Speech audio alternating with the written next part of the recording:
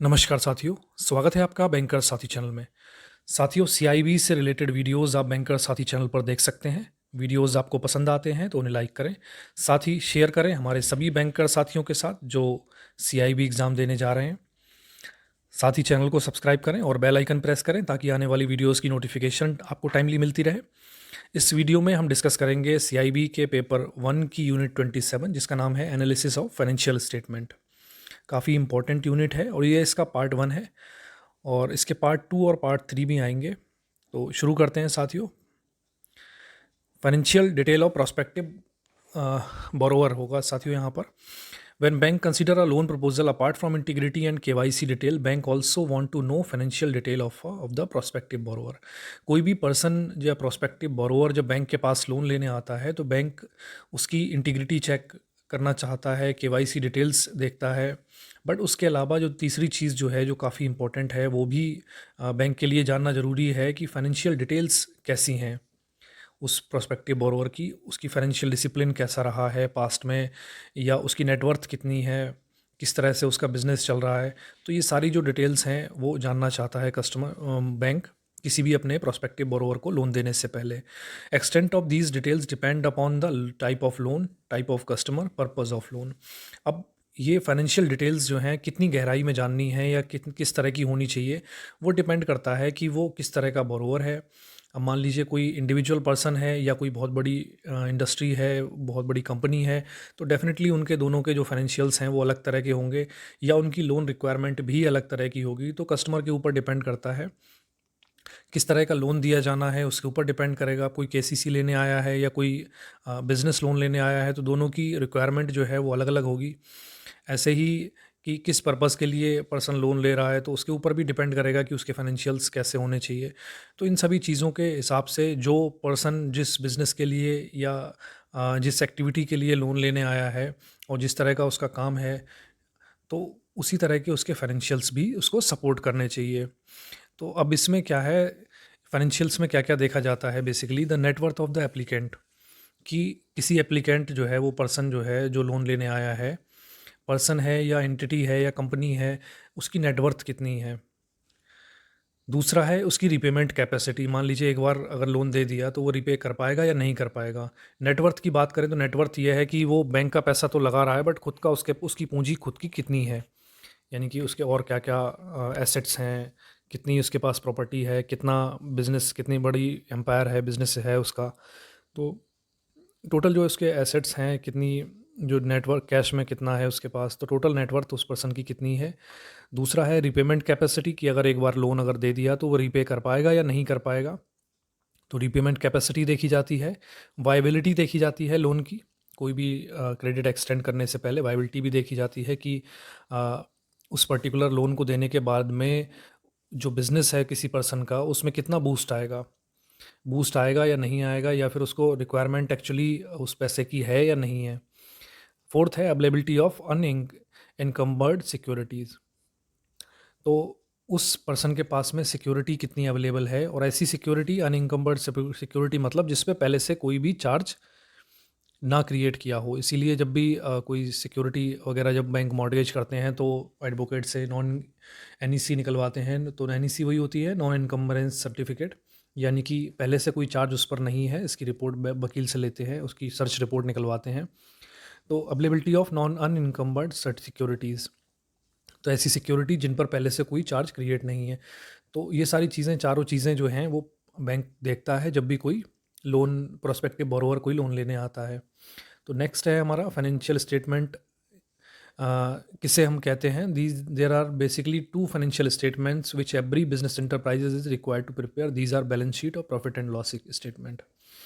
तो कोई भी बिजनेस एंटिटी जो है उसको बेसिकली दो फाइनेंशियल स्टेटमेंट बनाना काफ़ी ज़रूरी होता है। पहला है बैलेंस शीट और दूसरा है प्रॉफिट एंड लॉस अकाउंट।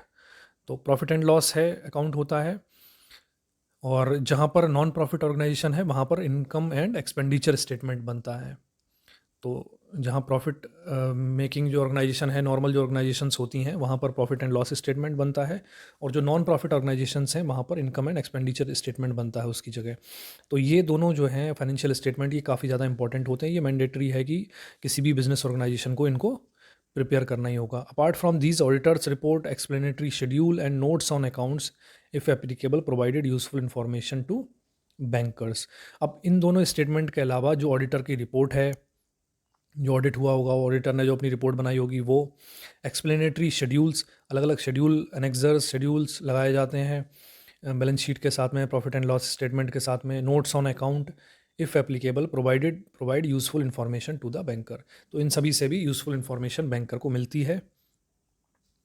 और फाइनेंशियल फंड फ्लो स्टेटमेंट भी कई बार जो है यूज़फुल इन्फॉर्मेशन प्रोवाइड करती है। A fund flow statement also provide useful information, but this is only a mathematical analysis of changes in the structure of two consecutive balance sheet and can be easily prepared by the banker analyst himself if the basic statement that is the balance sheet are available।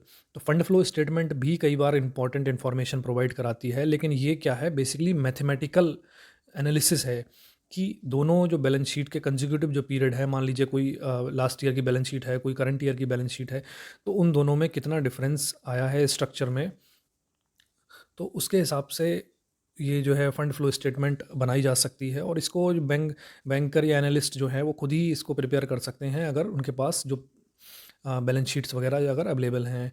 Accounting standard 3 makes it mandatory for some enterprises to prepare cash flow statement for the accounting period. अब accounting standard 3 है, वो क्या करता है, कुछ enterprises को ये mandatory कर देता है कि उन्हें अपना कैश फ्लो स्टेटमेंट बनाना होगा उस पर्टिकुलर अकाउंटिंग पीरियड के लिए। अब ये कौन सी एंटरप्राइज होती हैं जिनके लिए ये मैंडेटरी होता है? These enterprises are those whose equity और डेप्ट इज लिस्टेड और is in the process of being listed on a recognized stock exchange, and also all other commercial industrial business enterprises whose turnover for the accounting period exceeds rupees 50 crore। तो ये कौन सी enterprises किनको बनाना होगा cash flow statement? जिनका या तो वो list होने जा रही हैं किसी स्टॉक एक्सचेंज पे, या फिर उनका अकाउंटिंग जो टर्नओवर जो है वो 50 करोड़ से अधिक हो रहा है। These enterprises are also required to do segment wise reporting as per accounting standard 17। तो इनको सेगमेंट वाइज रिपोर्टिंग भी करनी होगी जिन as per accounting statement 17। Users of financial statement. अब ये जो फाइनेंशियल स्टेटमेंट हैं, चाहे वो बैलेंस शीट हो या प्रॉफिट एंड लॉस अकाउंट हो, इनकी ज़रूरत किसको पड़ती है? तो इनकी ज़रूरत कई स्टेक होल्डर्स हैं जिनको इनकी ज़रूरत होती है। Apart from bankers the other users of financial statement are other creditor and lenders, investors. अब जो बैंक के अलावा जो और भी क्रेडिटर होंगे उनके या लेंडर होंगे जो ऑर्गेनाइजेशन के, तो वो भी फाइनेंशियल स्टेटमेंट देखेंगे। इन्वेस्टर भी अगर कोई शेयर लेने वाला है या कुछ उस बिज़नेस में कोई इन्वेस्ट करना चाहता है, तो ऑब्वियसली वो जानना चाहेगा कि बिज़नेस की हेल्थ कैसी है, तो वो भी फाइनेंशियल स्टेटमेंट्स देखते हैं।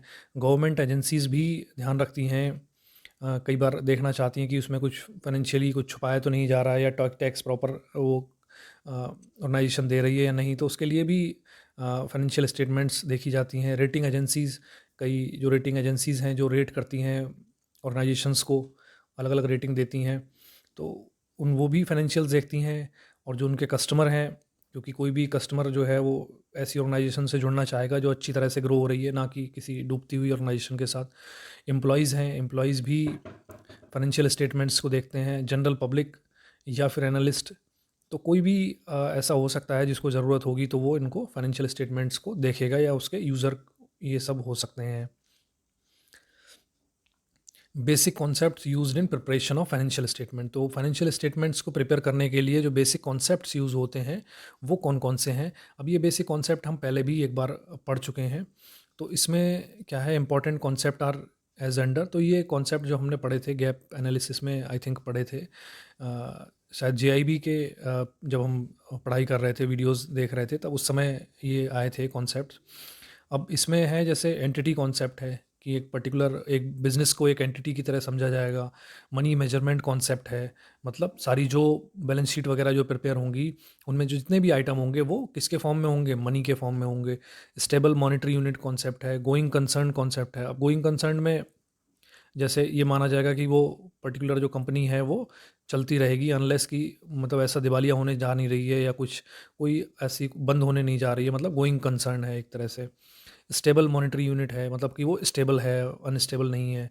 कॉस्ट कॉन्सेप्ट है। तो ये सारी चीज़ें हैं इसमें कि ऐसे ही कंजर्वेटिज्म कॉन्सेप्ट है कि मतलब जो भी अगर इसको हमें फिगर्स जो हैं वो कंजर्वेटिव लेके चलने हैं, कोई ऐसा प्रॉफिट्स हैं जो रियलाइज़ अभी नहीं हुए हैं, फ्यूचर में रियलाइज़ होने हैं या जो इनमें थोड़ा-सा डाउट है, तो उसको हम कंसीडर नहीं करेंगे। दूसरी तरफ लायबिलिटीज़ कोई ऐसी हैं जो फ्यूचर में आ सकती हैं, तो लायबिलिटीज़ को कंसीडर करेंगे, एसेट्स को या फिर प्रॉफिट को कंसीडर नहीं करेंगे। लॉसेस को कंसीडर करेंगे, प्रॉफिट को कंसीडर नहीं करेंगे, तो कंज़र्वेटिव रहेंगे। ड्यूअल एस्पेक्ट कॉन्सेप्ट है, तो वो है। अकाउंटिंग पीरियड कॉन्सेप्ट है, अकाउंटिंग पीरियड का यहाँ accrual concept, realisation concept, matching concept. तो ये सारे जो हैं, ये कॉन्सेप्ट फाइनेंशियल स्टेटमेंट प्रिपेयर करते समय इन चीज़ों का, इन प्रिंसिपल्स का ध्यान रखना होता है। अब नेक्स्ट है फॉर्मेट ऑफ बैलेंस शीट। तो किसी भी बैलेंस शीट को जब प्रिपेयर किया जाता है तो उसके किस तरह का फॉर्मेट वहाँ पर होगा, ये कौन डिसाइड करेगा? कंपनीज एक्ट 2013 ने इसको प्रिस्क्राइब किया हुआ है। Prescribed format for both balance sheet and profit and loss account. एक बना दिया है कि आप इस तरह की बैलेंस शीट बनाएंगे और इस तरह का प्रॉफिट एंड लॉस अकाउंट बनाएंगे। Financial statement should give true and fair picture of affair of company. तो ये काफ़ी ज़रूरी है कि फाइनेंशियल स्टेटमेंट जो है वो उस कंपनी की ट्रू और fair picture they. Items contained in financial statement shall be in accordance with the accounting standard. If there is any deviation, company should disclose it and reason for such deviation.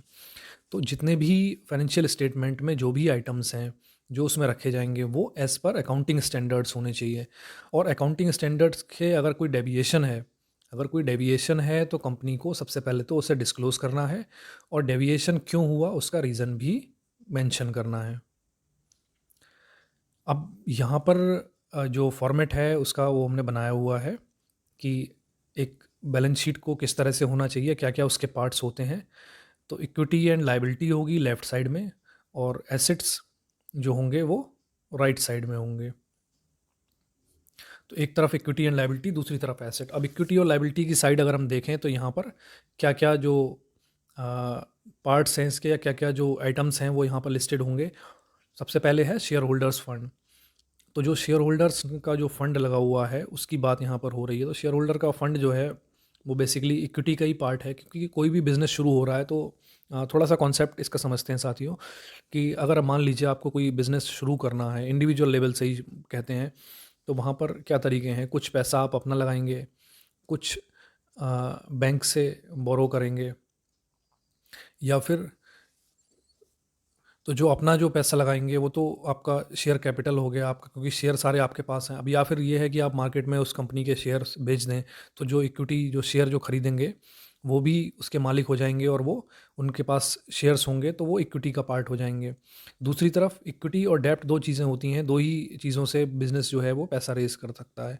तो equity वो है जो उसके business के मालिक हैं, उनका पैसा जो लगा हुआ है वो इक्विटी का पार्ट है। और दूसरा जो डेप्ट का पार्ट होता है, डेप्ट वो है जो बैंक से ले रखा है या बाकी किसी लेंडर से ले रखा है, मतलब जो उधार ले रखा है वो डेप्ट है।